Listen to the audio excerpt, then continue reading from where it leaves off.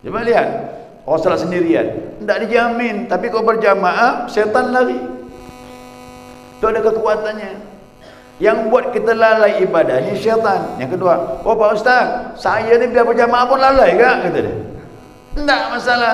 Tentu ada yang lain khusyuk. Satu orang saja, 1000 orang salat di masjid, satu yang khusyuk, diterima semua. Itu lebih. Mana kekuatan kita ni berjamaah. Kau tak mengharapkan jamaah itu ada yang ikhlas, yang hati nyambung kepada Allah, dia dipandang Allah, semua dipandang sama Allah ibadahnya. Itulah kelebihan berjamaah. Saya berjamaah ini tidak madang lagi 27 derajat, tidak.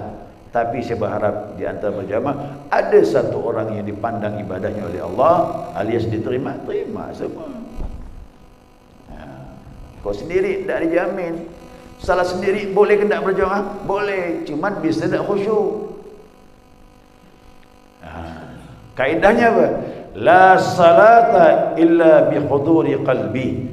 Tidak ada salat, kata para ulama sufi, kecuali hadir hatimu bersama Allah dalam salat. Dari mulai takbir sampai mampu dah. Itu kaidahnya.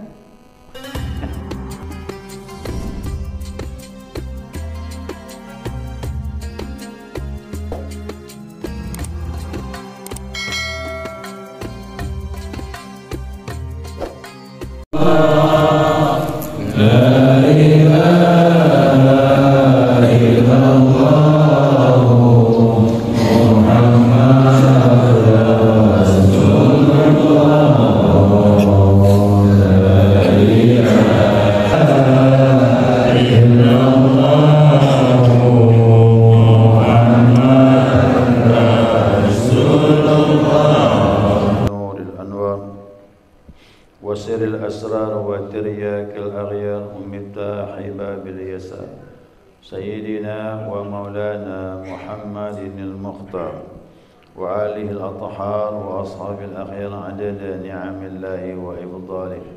سبحانك لا علم لنا إلا ما علمتنا إنك أنت العليم الحكيم. اللهم ذكرنا ما نسينا وعلمنا ما جهلنا ولا حول ولا قوة إلا بالله العلي العظيم. Jemaah salat subuh rahimakumullah. Assalamualaikum warahmatullahi wabarakatuh. Alhamdulillah, senantiasa kita mengaturkan pujian dan syukur kita kepada Allah atas limpahan rahmah hidayahnya. Subuh ini kita dapat melanjutkan kajian kita, muzakarah kita, panduan kita Bidayatus Salikin. Lanjutan halaman 39 itu. Yani al-hadis riwayat dari Al-Bazzari dari Ibrahim bin Adham. Nah, jadi Ibrahim bin Adham ini dia seorang sufi, dia menemukan ini hadis. Ya. Dia menemukan hadis ini terus sampai kepada Nabi sallallahu alaihi wasallam. Ibrahim bin Adham ini seorang raja, anak raja, bakal menggantikan orang tuanya. Namun dia tinggalkan kerajaan, saudaranya yang menggantikan posisinya, dan dia menempuh jalan kesufian. Ya. Gara-gara apa? Tatkala dia naik kuda menelusuri perjalanan, ya, menelusuri perjalanan sampai masuk ke dalam hutan belantara. Di situ dia menemukan ada seseorang yang diikat, dan dia melihat burung mengantarkan makanan ke mulutnya. Dia diikat, tidak bisa bergerak, tapi burung yang mengantarkan makanan persis ke dalam mulutnya orang tersebut. Nah, lalu Ibrahim pun mendekat. Ibrahim bin Adham ini mendekat. Nah, kenapa dia bilang saya dirampok? Setelah dirampok saya diikat. Dan ikat itu sulit dibuka. Sudah berapa lama? 3 hari. Jadi aku makan dari burung ni, kata dia. Burung hantarkan makanan selama 3 hari. Itu kata Ibrahim Adham, ya Allah, orang yang terikat kau jamin makanannya, apalagi yang tak terikat. Maka dia bilang, Kalau begitu aku menempuh jalan-Mu ya Allah. Langsung dia menempuh jalan Allah. Ingat tu, anak raja tu. Kerana dia tahu ada jaminan dari Allah SWT. Maka dia kembali ke jalan Allah SWT. Terkenallah namanya Ibrahim bin Adham. Nah, Ibrahim Adham inilah dia mengatakan suatu kalimat yang saya pun berfikir. Apa kata beliau? Nanti pada akhir waktu zaman nanti ini kata dia, satu orang yang 1000 yang salat belum tentu satu diterima Allah SWT. Dia bilang gitu, Pak. Wah, ini kacau ni sebenarnya. Dia bilang, nanti satu masa akan datang 1000 yang salat, satu belum tentu diterima Allah. Dia bilang, kecuali dia menempuh jalan ini. Ibrahim bin Adham itu terkenal tu orang. Ya, Ibrahim Adham. Karena buku-buku tasawuf itu sering diabadikan nama beliau. Nah, beliau menemukan hadis dari Nabi SAW. Hati orang mukmin itu bersih seperti kaca, seperti cermin. Nah, kalau kaca kan tembus, ya. Tapi kalau cermin, nah kita bisa melihat wajah kita sendiri di cermin itu. Nah, dibilang hati orang mukmin itu seperti kaca, maka apabila datang syaitan ke hatinya, kalau setan masuk, dia bilang, maka akan terlihat jelas. Jadi orang itu bisa melihat hati orang mukmin itu, ya, melihat pantulan dari cermin. Saya ulangi, terlihat jelas seperti kita melihat pantulan dari cermin. Nah, kita bercermin di rumah bagaimana? Jelas ke wajah kita itu? Jelas. Ya. Yang penting cerminnya kok cerminnya kotor, susah juga mau nyisir rambut gimana nih? Tak nampak, kabur. Jadi orang mukmin itu hatinya bersih, begitu bercermin nampak jelas wajahnya. Nah, syaitan masuk di hati orang mukmin, dia melihat jelas ini syaitan. Maka saya katakan hebat orang berzikir nih. Begitu datang syaitan, dia tahu ini syaitan. Begitu datang hawa nafsu, dia tahu ini hawa nafsu. Begitu datang perintah Allah, dia tahu ini dari Allah. Dia bisa membedakan mana yang datang dari Allah, mana yang datang dari syaitan, mana yang datang dari malaikat, mana yang datang dari hawa nafsu. Kalau begini kan udah mantap. Kalau begini ini bahagia kita dah. Ya, kita tahu ini jalan nih. Mana yang datang nih? Unsur yang positif atau negatif. Nah, ini sesuai dengan firman Allah Subhanahu wa taala. Saya jelaskan dulu ini ya, nanti di bawah ada masalah. Firman Allah surah Al-A'raf ayat 201. Ayat 201 itu menyatakan, innal ladzina taqaw, sesungguhnya orang-orang yang bertakwa. Itu ayat itu di belakang itu. Innal ladzina taqaw, sesungguhnya orang-orang yang bertakwa, idza massahum ta'ifun minasyaitan, apabila mereka ditimpa was-was, gangguan daripada syaitan, tadzakkaru, maka mereka langsung ingat. Ingat siapa?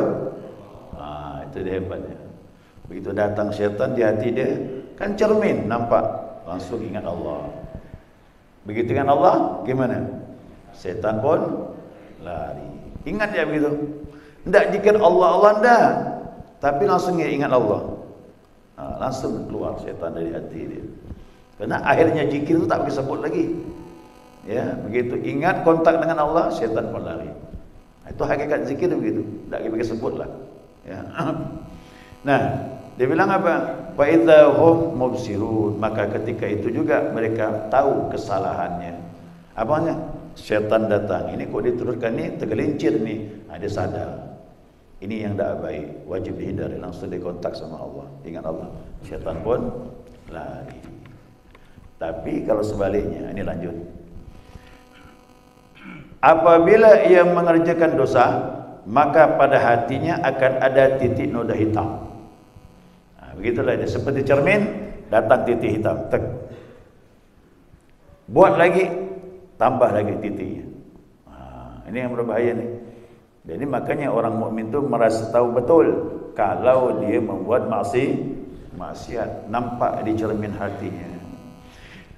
Nah, apabila dia bertobat, titik hitam itu akan terhapus. Cepat dia tobat kepada Allah, ingat Allah atau istighfar, maka bersihlah hatinya. Ya. Nah, dia bilang apabila kembali lagi maksiat dan tak bertobat, maka hatinya titik noda hitam itu akan bertambah. Itulah bertambah. Yang dikhawatirkan cermin tadi karena terlalu banyak titik hitam, akhirnya tertutup. Kalau tertutup gimana? Mana lagi bisa membedakan mana yang benar, mana yang salah? Itu kita takutkan. Kalau orang tak berzikir, lalai kepada Allah, hati tertutup. Sudah tertutup, gelap. Sudah gelap, mana bisa melihat? Ayo, ini lampu mati kan? Mohon maaf, saya keluar bisa nabrak jamaah ni. Saya berjalan, tak tahu mana tiang, mana dinding, mana orang. Ya kan? Tapi begitu dihidupkan lampu, jelas. Saya mau keluar pun tahu jalannya, mau masuk pun tahu jalannya. Nah, begitulah ada hati yang gelap. Mana bisa membedakan mana yang benar, mana yang salah? Dia akan menabrak terus. Dia akan menabrak hal-hal yang sifatnya negatif, maka semakin hitamlah hatinya. Apabila sudah demikian, dia tidak akan bisa menerima segala nasihat. Nah, ini yang berbahayanya. Nasihat pun tak mau. Kok ada tausiah? Sama je lah. Begitu bang. Ditegur yang hak tak mau dia.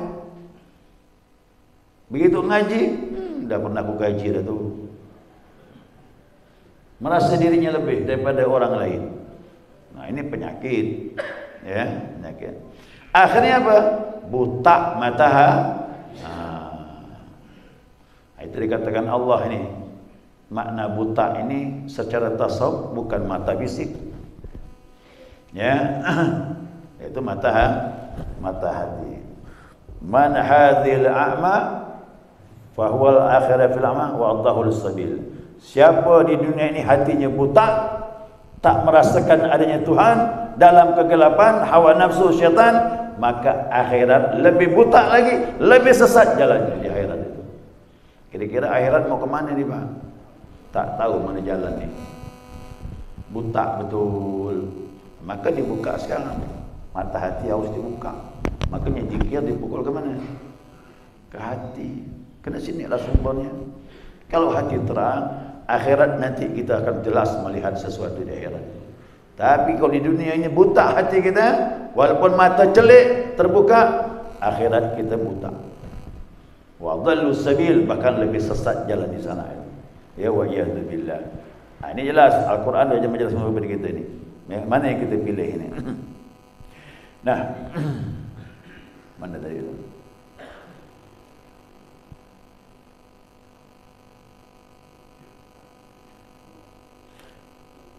Tidak bisa mengambil intisari dari yang hak.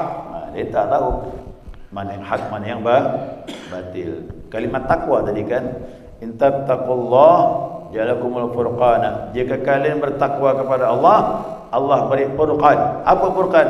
Jalan yang hak dan yang batil. Jadi hati ini ada cermin, ada sinyal. Oh, ini hak, ambil. Oh, ini batil, tinggalkan. Ini hak, boleh ikuti. Oh, ini batil, lari. Begitu ada orang bertakwa tu. Tapi ingat, itu kalau cerminnya sudah bersih. Orang takwa tu cerminnya bersih, cermin hati. Akhirnya buta mata hatinya, tidak bisa melihat intisari yang hak dan tidak bisa memaslahatkan agama. Jadi hal-hal yang baik dalam agama dia tak tahu dan menganggap remeh urusan akhirat. Nah, udah gelap dah tu dah. Akhirat, urusan akhirat, dunia. Jadi tak lagi berfikir tentang akhirat. Yang penting sekarang pada di dunia inilah aku urus dahulu. Akhirnya itu dikatakan hati buta. Sedangkan memandang agung urusan dunia. Jadi urusan dunia besar, urusan akhirat kecil. Nah, dia nanti meninggal baru dia tahu ternyata akhirat ini urusan yang paling besar dibandingkan dunia. Ya, maka jangan dibalik ya, lebih mementingkan urusan dunia daripada urusan akhirat sebagaimana firman Allah tadi itu. Nah, bagaimana cara syaitan masuk? Syaitan masuk dari pintu yang mana? Lihat di sini. Pertama, syahwat. Syahwat ini keinginan-keinginan tanpa memikirkan keinginan Allah dan Rasul. Udah ikut terus, syaitan masuk. Yang kedua, amarah. Tengok orang yang marah. Nafsu amarah itu mengajak kepada hal yang tidak baik.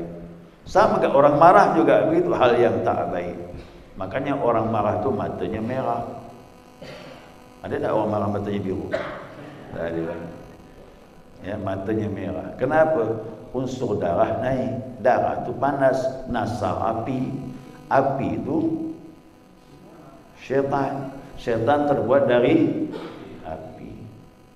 Nah, dari situ pintu masuk dia. Syaitan. Yang ketiga, tamak. Tamak ni apa? Tak pernah cukup. Orang tak pernah cukup, hati-hati, banyak melanggar hukum Allah. Ngambil sana, ngambil sini tanpa memikirkan hukum Allah Subhanahu wa taala. Maka sifat tamak ni tak ada akhir. Ya, sifat tamak tu tak berakhir, tak ada ujungnya. Itu dikatakan Nabi, diberi apa pun tetap dia kurang. Maka tidak ada sifat qanaah. Orang takwa pasti ada qanaah, merasa cukup atas pemberian Allah. Hari ini diberi sekian, alhamdulillah. Besok dapat sekian, alhamdulillah. Lusa dapat sekian lagi, alhamdulillah. Hari keempat tak dapat, tetap alhamdulillah. Udah nikmat lain banyak. Nah, itu orang bertakwa begitu. Dapat tak dapat, tetap nikmat Allah tak pernah habis. Nah, sampai kalau kita lihat tabi'in, waduh, takut kita. Dalam kitab Al-Hikam, seorang tabi'in, saya lupa namanya itu. Begitu kakinya membusuk, diamputasi. Amputasi dipotong sebelah. Sebelah dipotong nih. Selesai diamputasi, dia bilang, alhamdulillah ya Allah, satu kau ambil, satu masih ada. Alangkah kita bisa gitu. Kok kita dah nangis kita, seolah-olah nikmat Allah habis. Dia dah satu diambil, dia bilang alhamdulillah, satu masih bagus. Nah, kenapa? Itu orang paham siapa Allah, nikmatnya begitu banyak. Kita tak mungkinlah seperti itu. Saya yakin kok di macam ini nangis gitu tu. Ya, tapi orang beriman tak gitu dia. Dia mandang nikmat tu banyak, terlalu banyak nikmat Allah. Satu diambil, yang lain masih banyak. 5, serakah. Serakah ni dia saudara kandungnya tamak. Adik-beradik. Tamak dengan serakah sama, Pak. Saudara kandung, dekat betul. Ya. Kok tamak pergi, yang si serakah cari. Mana siapa tu? Yang serakah pergi, yang si tamak cari. Dia tidak mau berkawan kecuali sama-sama tu. Jadi orang tamak pasti kumpul dengan orang serakah. Itu ada dia. Maka jangan heran, kita ni selera kita berbeza. Siapa kawan kita? Itulah dia. Ya. Siapa yang berteman macam ini, saya khawatir juga lambat laut ikut. Nah, maka kata Nabi, teman tu menentukan agamanya. Kalau agama temannya baik, dia jadi orang yang baik. Ya. Nah, apabila pintu masuknya ditutup, yang ini tadi, syahwat, amarah, dengki, tamak, serakah, ini pintu ni ditutup, nah sudah tentu syaitan tidak akan bisa masuk. Bagaimana cara menutupnya? Cara menutupnya zikir khafi. Zikir khafi itu kan tak pakai la ilaha illallah.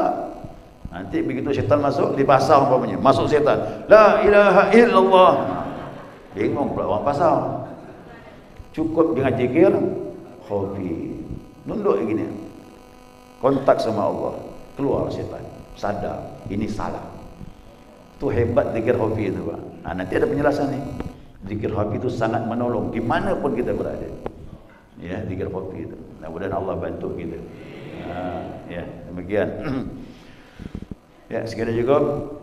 Sedikit, mudah-mudahan ada manfaatnya. Mungkin ada pertanyaan, silakan. Dapat anak raja tadi itu, bagi orang yang sholat 1000 orang yang sholat belum tentu ada satu yang diterima. Ini kategorinya seperti apa itu? Jadi pendapat ini cukup menakutkan kita. Ya, saya itu takut. Jadi rasanya bergoncang hati ini. Kalau kita dah sholat yang tidak terima, bagaimana yang tidak sholat? Demikian dulu. Tidak ada orang yang salatnya khusyuk itu dari awal sampai akhir. Itu sudah Nabi pahami dah. Kita ni umat ni lemah. Nah, maka Nabi menganjurkan berjamaah lah. Dengan berjamaah itu ada kekuatan. Pertama, syaitan tak masuk. Maka Nabi mengatakan, alaikumul jamaah, hendaklah kalian berkumpul berjamaah dalam ibadah. Kau dapat dalam hal lain pun kita kumpul berembuk. Itu yang baik. Inna dhi'ba ta'qul ghanama bil khasiyah. Sesungguhnya serigala itu menerkam kambing yang lagi sendirian, kata Nabi. Coba lihat, orang salat sendirian tidak dijamin, tapi kalau berjamaah syaitan lari. Itu ada kekuatannya. Yang buat kita lalai ibadah ni syaitan. Yang kedua, oh Pak Ustaz, saya ni biar berjamaah pun lalai ke? Kata dia. Tidak masalah. Tentu ada yang lain khusyuk. Satu orang saja, 1000 orang salat di masjid, satu yang khusyuk diterima semua. Mana kekuatan kita ni berjamaah. Kau tak mengharapkan jamaah itu ada yang ikhlas, yang hati nyambung kepada Allah, dia dipandang Allah, semua dipandang sama Allah ibadahnya. Itulah kelebihan berjamaah. Saya berjamaah ini tidak mandang lagi 27 derajat, tidak. Tapi saya berharap di antara berjamaah ada satu orang yang dipandang ibadahnya oleh Allah, alias diterima, terima semua. Kau sendiri tidak dijamin. Salah sendiri boleh ke tidak berjamaah? Boleh, cuman bisa tidak khusyuk. Kaidahnya apa? La salata illa bi huduri qalbi. Tidak ada salat, kata para ulama sufi, kecuali hadir hatimu bersama Allah dalam salat. Dari mulai takbir sampai mampu dah. Itu kaidahnya. Nah, dari mulai takbir, Ibrahim bin Adham dia sudah tahu betul.